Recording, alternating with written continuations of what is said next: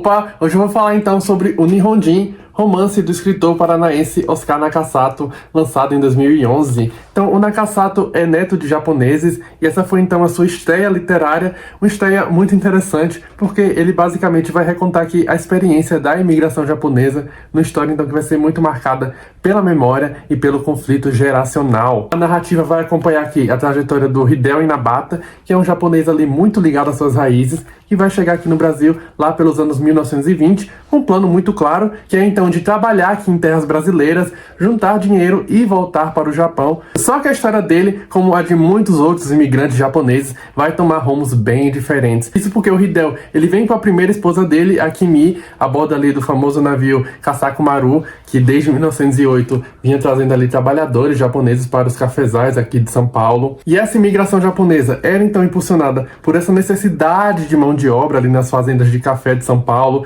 e pela pressão demográfica ali do Japão, que precisava ali aliviar tensões sociais e estava começando a ficar muito superpopulado. E aí, ao desembarcarem em São Paulo, o Hideo e a Kimi vão enfrentar uma realidade muito dura. Isso porque eles não falam uma palavra de português, eles não conhecem a cultura brasileira e eles carregam expectativas que logo vão se chocar com aquele novo cotidiano. Então quem narra tudo aqui é o neto do Hideo e vai ser através dessas memórias de família que a gente vai acompanhar não só a história deles, mas também todo um retrato mais amplo da imigração japonesa. Então vai ser uma narrativa que combina lembrança pessoal com reconstrução histórica, uma história que vai partir então do íntimo para se desdobrar como um inventário coletivo. E aí quando a história vai se concentrar nesse patriarca, né, como essa força maior que rege ali toda a sua prole sob costumes muito tradicionais, a gente vai ver então as ramificações disso ao longo das gerações. O título aqui, Nihonjin, né, significa japonês e já vai dar o tom então aqui dessa narrativa, porque ela vai girar em torno da identidade. Então o que é ser japonês, né?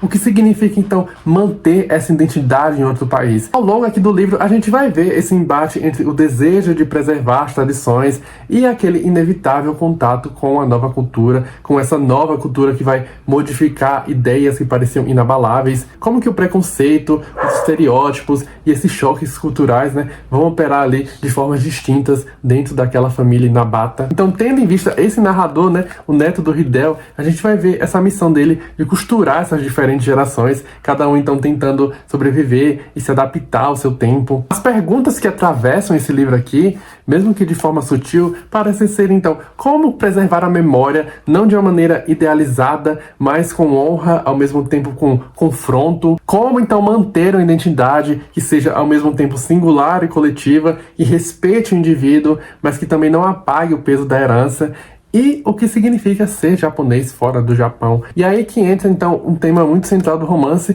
que é como cada geração ela vive uma ruptura da anterior, como que cada geração é por excelência também alienada da geração anterior. Então, cada uma é moldada pelas exigências do seu tempo. Uma viveu a guerra, a outra já participa de protestos de paz, uma passou fome e cruzou oceanos ali por necessidade, a outra cresceu com televisão, com consumo. Ninguém escolhe a família que nasce, mas é preciso lidar com ela, tentar interpretá-la e aos poucos também criar a sua própria rota, que é o que a gente vai ver aqui nesse livro. Então não dá para viver os sonhos dos pais, porque o mundo deles também não existe mais. E aí quando essa narrativa se concentra aqui no Hideo, né, esse patriarca que comanda ali a sua família, com a mão muito firme, com valores tradicionais, a gente começa a ver como que essas raízes rígidas vão se desdobrar nas gerações seguintes. Cada membro aqui dessa família Inabata vai reagir de forma diferente a esse legado. Alguns seguem à risca, outros tentam escapar, outros ainda vivem uma espécie de conflito entre o respeito e a revolta. Essas ramificações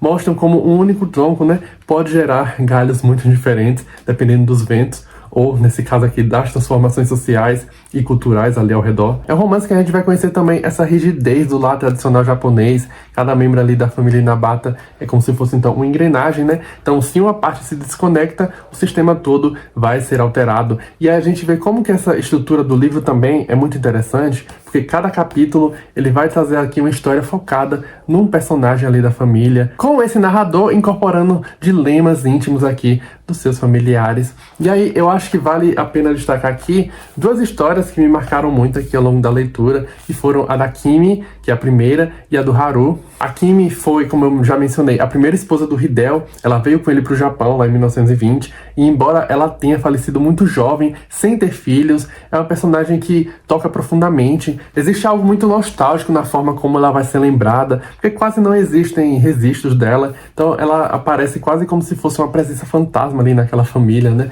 Mas também com uma ternura assim muito silenciosa. É realmente uma abertura aqui de romance muito impactante. E já a história do Haru, que é filho ali do Hideo, né, com a segunda esposa dele, ele vai viver um drama muito forte também. Ele é um jornalista e a história dele vai se passar ali já nos anos 40, quando ele vai ser perseguido ali por uma gangue de imigrantes japoneses, porque ele teve a coragem de dizer em público que o Japão havia perdido a Segunda Guerra Mundial. Isso porque naquele momento existia ali uma divisão entre imigrantes japoneses. Então de um lado a gente tinha os Kashigumi, ou os vitoriosos, que acreditavam ou fingiam acreditar na vitória do Japão. E do outro lado a gente tem os Makegumi, que são os derrotados, que aceitavam essa derrota. Existia uma tensão muito forte entre aqueles dois grupos, tanto que, dizer a verdade, né, podia custar muito caro, e no caso aqui do Haru, né, custou a vida dele. Você percebe também algo de muito folclórico nessas histórias todas, né? Como que elas vão ser contadas como um caso de família, misturando assim essa pontinha quase que de lenda mesmo. E uma outra coisa que eu acho bem legal aqui no Nihonjin é como que o Nakasato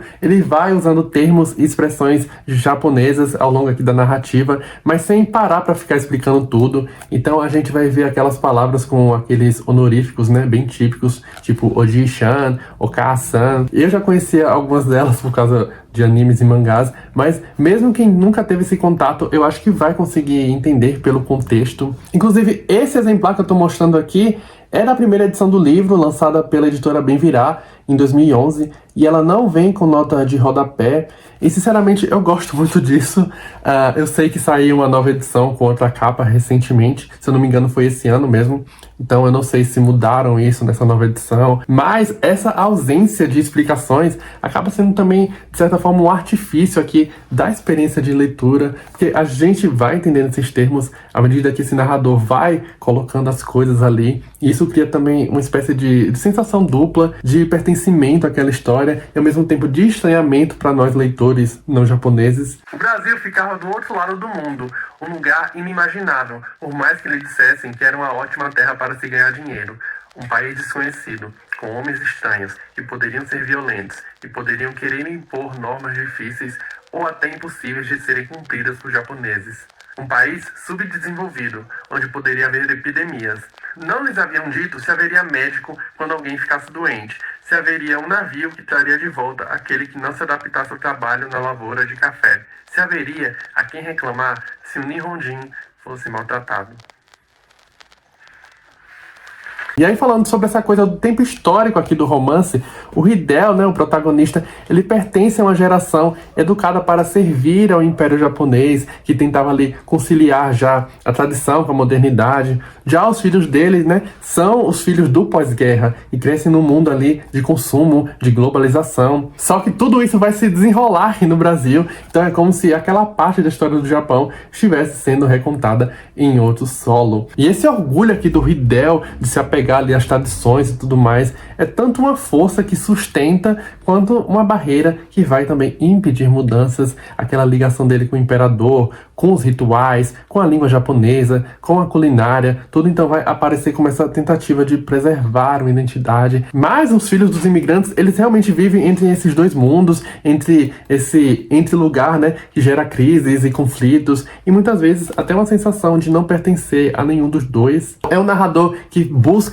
sempre esse diálogo entre tempos e gerações, tentando entender o que move cada uma delas, e muitas vezes as respostas só aparecem quando as perguntas já ficaram muito para trás. E no fim das contas, o Nihonjin é exatamente isso, essa reconstrução histórica feita a partir de lembranças pessoais. É um foco no individual que revela como o coletivo é composto por esses dois espectros, o da memória íntima e o da herança compartilhada, num constante conflito e também numa delicada consonância. E o texto do Nakasato Nakasato, ele tem esse ritmo de história oral, como se você sentasse ali para escutar, para observar, para lembrar, até mesmo uma lembrança que não é necessariamente sua. E essa talvez seja exatamente a razão pela qual esse livro tem essa qualidade de história eterna, porque em algum momento, né, todos nós já fomos filhos tentando entender nossos pais, e se a vida permitir, talvez nos tornemos também pais, ou avós, ou apenas velhos tentando entender os mais jovens. E realmente essa distância entre pai e filho, entre culturas, ela pode parecer às vezes impossível de se transpor, mas ainda assim, né, algo permanece, esse olhar de indagação e silêncio diante ali da passagem do tempo. É um silêncio que realmente guarda tudo aquilo que talvez a gente não consiga dizer. Enfim, um livro muito incrível. E se você gostou aqui do vídeo, deixa o seu like, se inscreve no canal se ainda não for inscrito. Me conta aqui nos comentários se você já leu o Nihonjin, o que é que você achou também, né? Muito obrigado, um abraço e até a próxima.